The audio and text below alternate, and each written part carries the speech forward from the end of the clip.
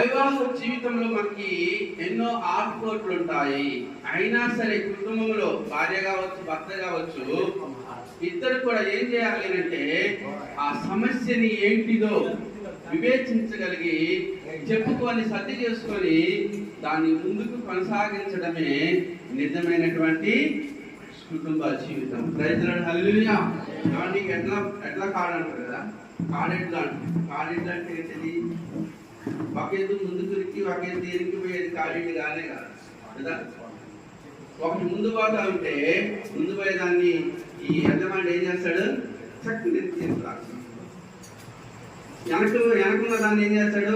ముందుగా పెట్టి చక్కని రోడ్.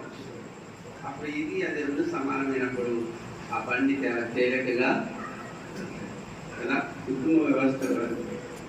దేవుడు నిన్ను బ్యాలెన్స్ చేసుకుంటా ముందుకు తీసుకెళ్లడమే ఆయన మనకు నేర్పించేటువంటి పని.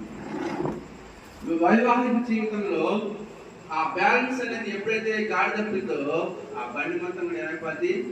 రివర్స్ అయిపోతుంది కదా.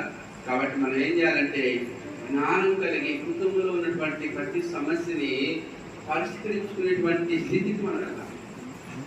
అందుకని ఆ మరి అంటుంది, ఆయన మీతో ఏం చెప్పిందో అదే చేయండి అన్నాడు.